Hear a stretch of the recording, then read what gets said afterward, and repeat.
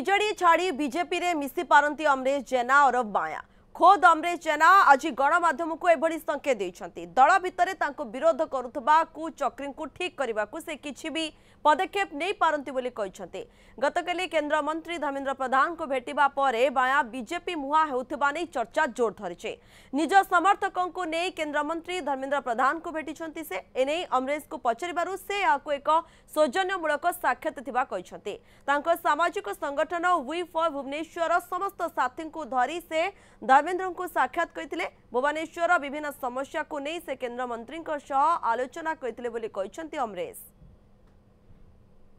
मैं गोटे we for Bhubaneswar सामाजिक संगठन से सामाजिक संगठन गोटे भेट गोटे सौजन्यमूलक साक्षात्कार काली होता धर्मेंद्र प्रधान सहित जितेबाला से कम करुँच सारा भारत वर्ष ओडिशा तो भुवनेश्वर आम जो अच्छी आम वी फॉर भुवनेश्वर कम करूँ जाइलु विभिन्न कार्यक्रम जो तांको केमती उन्नतिमूलक हम आहरी अधिकार अधिक कार्यक्रम हम तो जो ओडिया अस्मिता सरकार आसी केमती आहरी आमर जो पूर्व अच्छा महापुरुष अच्छा मान कम करेंगे से जाइलु देखा करूँ देखा करके आमर जहाँ थिला दाबी थिला आम दाबीपत्र देके आसचु।